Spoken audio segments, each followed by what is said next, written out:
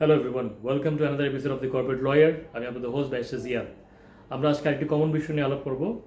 So basically যদি কখনো কোনো পার্টি ব্রিচ করে থাকে কন্ট্রাক্ট, সেই ক্ষেত্রে করণীয় কী।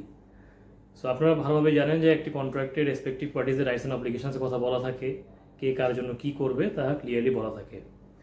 সো আমরা কন্ট্রাক্ট ব্রিচ বলতে ওই ধরনের সিচুয়েশনকে বোঝাই যেখানে বেসিক্যালি একটি পার্টি যখন একটা জিনিস এগ্রি করেছে যে এই জিনিসগুলো সে করবে, বা সেই অনুযায়ী সেই জিনিসগুলো সে করছে না। তো ওই ধরনের সিচুয়েশনকে আমরা আসলে কন্ট্রাক্ট ব্রিচ বলি। যদি একটা এক্সাম্পল দিয়ে বুঝাই, ফর এক্সাম্পল ধরেন আপনার একটি ফ্যাক্টরি আছে এবং আপনি ফ্যাক্টরি প্রোডাকশনের জন্য আপনি একটা র ম্যাটেরিয়াল সাপ্লায়ার জোগাড় করেছেন। তো আপনার র ম্যাটেরিয়াল সাপ্লায়ারের সাথে আপনি এগ্রি করেছেন যে সে প্রত্যেক মাসে আপনাকে 10 মেট্রিক টন র ম্যাটেরিয়াল সাপ্লাই দিবে, বা কোনো না কোনো কারণে সে আসলে 5 মেট্রিক টনের বেশি সাপ্লাই দিতে পারছে না। তো সেই ক্ষেত্রে আপনার করণীয় কী? সো ওই সিচুয়েশনগুলোকে আমরা আসলে ধরেন ব্রিচ অফ কন্ট্রাক্ট বলে থাকি। এবং সেই ক্ষেত্রে আসলে যেটা আমরা কন্ট্রাক্টের ল্যাঙ্গুয়েজে বা কন্ট্রাক্ট লতে যখন একটা ব্রিচ হয় তখন ইনোসেন্ট পার্টির আসলে টার্মিনেশনের রাইটস চলে আসে।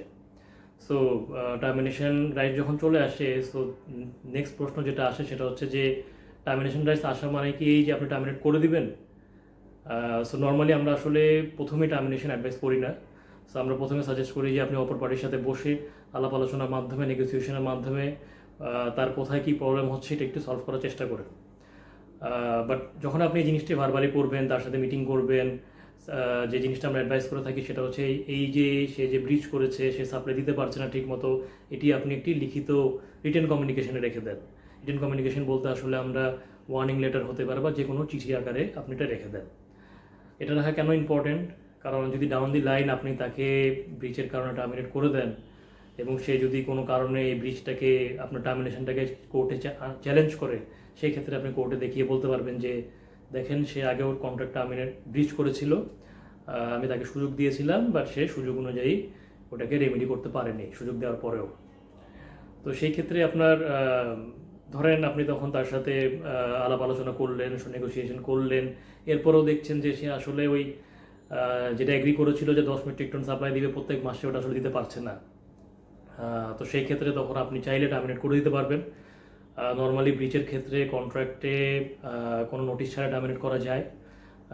সো বাট মনে রাখবেন যে টার্মিনেশনের সময় সবসময় আসলে একটি লিখিত চিঠির মাধ্যমে টার্মিনেশন করবেন, যেখানে টার্মিনেশনের কারণটি সুস্পষ্টভাবে উল্লেখ করবেন, তাকে যাকে ওয়ার্নিং দিয়েছেন, তাকে যে সুযোগ দিয়েছেন ঠিক করার, ওইটা উল্লেখ করবেন, এবং অফকোর্স কোন ক্লজের আন্ডারে আপনি টার্মিনেট করছেন তাও উল্লেখ করবেন। সো এগুলো উল্লেখ করে আপনি তখন কন্ট্রাক্টটি টার্মিনেট করতে পারবেন। সো নেক্সট প্রশ্ন আসতে পারে আপনার আসলে আমি টার্মিনেট করে দিলাম, সো সেই ক্ষেত্রে আমার যে লস হয়েছে এগুলো কীভাবে আমি রিকভার করব। সো এটা আমরা আরেকটি ভিডিওতে আমরা কভার করবো ওই বিষয়গুলো। সো আজকের জন্য বন্ধুরা এতটুকুই। Thank you very much for your time. আপনাদের যদি কন্টেন্টটি ভালো লেগে থাকে ভিডিওটি প্লিজ লাইক করুন, আমার চ্যানেলে সাবস্ক্রাইব করুন। ভালো থাকবেন, সুস্থ থাকবেন। আল্লাহ হাফেজ।